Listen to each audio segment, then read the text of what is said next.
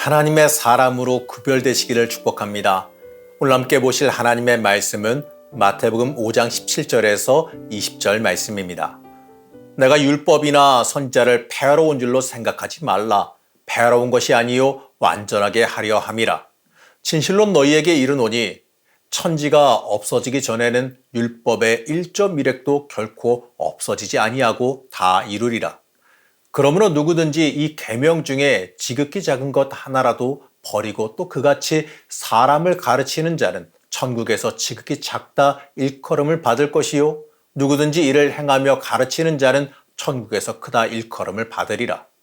내가 너희에게 이르노니 너희 의가 서기관과 바리새인보다 더 낫지 못하면 결코 천국에 들어가지 못하리라. 2025년도 새해에도 엥게디 말씀 묵상과 함께 하시는 성도님들을 축복합니다. 오늘 함께 보시는 산상수훈을 이렇게 정의하고 싶습니다. 구별되지 못하면 정체성을 잃어버립니다.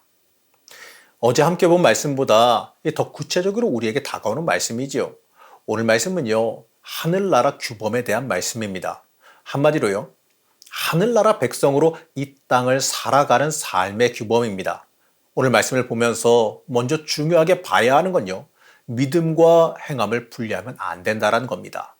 이 두 가지 개념은요, 함께 진행되어야 되는 겁니다. 이 믿음의 형상이 행함으로 드러나기 때문에 그렇습니다. 오늘 함께 읽은 이 말씀에도 나오지만 이 당시에 이 복음이 등장함으로 인해서 율법이 폐기돼야 된다는 주장들이 있었습니다. 여기 대해서 예수님은 그렇지 않다라고 말씀합니다.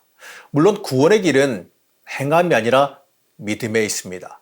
모든 계명들은 하나님의 뜻을 표현하신 것이기 때문에 절대 폐지될 수가 없어요. 예수님도 그렇기에 폐지하러 온 것이 아니라고 말씀하시는 거죠.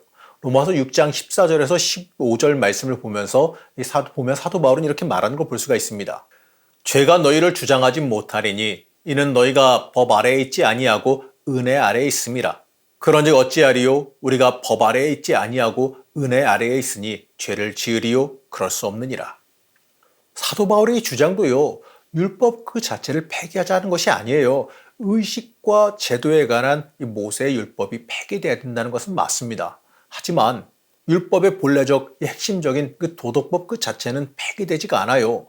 예수님은요, 십계명에 포함되어 있고 선지자들에 의해 다시 강조된 그 도덕법은 폐기하지 않으셨습니다. 예수님에게 율법은요, 하나님과 이웃을 향한 실천이기 때문에 그렇습니다. 예수님의 그 공생애 동안 그러한 실천의 삶을 살아가셨습니다. 예수님께서 율법을 완성하러 오셨다라고 말씀하는데 이 말씀은요, 도덕법을 완성하겠다는 뜻이기도 해요. 예수님이 20절에서 이렇게 말씀하십니다. 내가 너희에게 이르노니 너희 의가 서기관과 바리새인보다 더 낫지 못하면 결코 천국에 들어가지 못하리라. 여러분도 성경 보면서 많이 보셨겠지만 예수님 근본적으로 이 서기관들과 바리새인들을 좋게 보지 않으셨어요.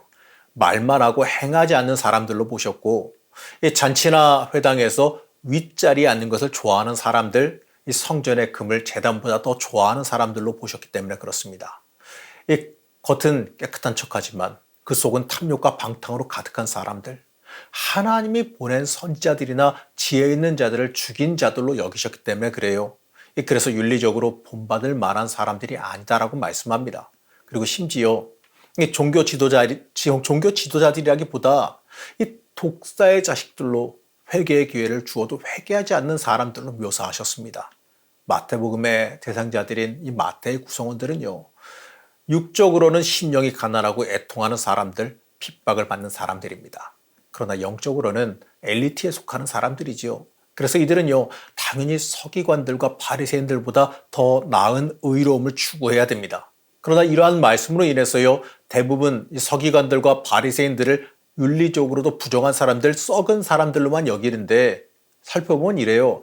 서기관은요, 당대 사람들이 인정하는 현자였고 바리새인은 거룩함을 철저히 추구하던 사람들은 맞습니다. 이 대다수의 이 사람들은요, 토색, 불이 가늠하지 않고 일주일에 2번씩 금식했고 철저한 11조를 했습니다. 11조도 이 제사장과 레위인들에게 드릴 뿐만 아니라 또 다른 11조를 자신보다 가난한 사람들 위해 바쳤고 이것과 동일한 양을 구제 사업에 썼어요. 심지어 이들 중에는요, 10의 5조까지도 내는 자들도 있었습니다. 보통 사람에 비하면 엄청나게 엄격한 삶을 살고 있는 건 맞아요. 그렇기 때문에 자신들 스스로 다른 사람보다 의롭다고 확신했던 거죠. 그렇다면요, 우리가 여기서 스스로 물어봐야 되는 것은요, 과연 나는 이들보다 낫냐? 이러한 겁니다. 진작에 한번 물어봐야 돼요. 믿음으로 산다고 하면서 예수님께 비난받던 이들보다 내가 더 뛰어납니까? 과연 세상의 잘못된 흐름에 맞서고 있습니까? 내 마음의 중심이 과연 하나님께 온전히 가 있습니까?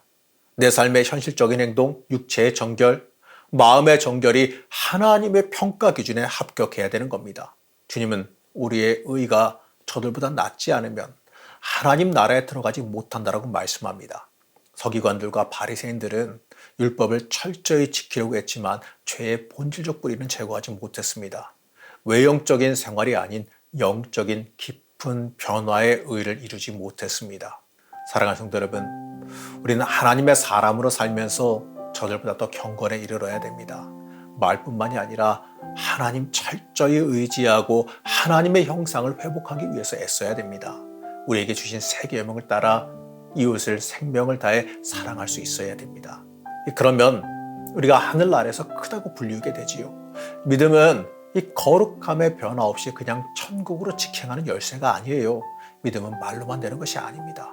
믿음은 거룩함의 변화로 이어져야 됩니다. 오늘 말씀을 믿으면 거룩해질 것이다. 그러면 천국 백성이 될 것이다. 이렇게 읽어야지요. 우리의 말과 삶이 과연 천국 백성으로서 합당한 변화를 보이며 살아가고 있습니까? 과연 내 삶의 본질이, 내 근원이, 내 의가 하나님 앞에 바르게 서 있는지를 돌아봐야 됩니다. 오늘 하루의 삶도 하나님 앞에서 바르게 서서 행하는 주의 자녀들, 믿음을 행하는 주의 자녀들 되시기를 간절히 축복합니다. 우리를 언제나 인도해 주신 하나님, 우리의 인생이 하나님 앞에 바르게 서서 살아가는 삶이 되기를 원합니다. 믿음을 행하는 사람들, 믿음의 사람들이 되기를 원합니다. 말로만이 아니라 경건에 이르는 주의 자녀들이 되기를 원합니다. 하나님의 사랑받은 사람으로서, 은혜받은 사람으로서 합당한 삶을 살아가길 원합니다. 우리 붙잡아 주시고 변화시켜 주셔서 하나님의 기준에 맞는 사람이 되게 도와주시옵소서.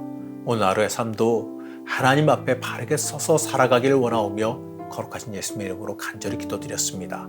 아멘.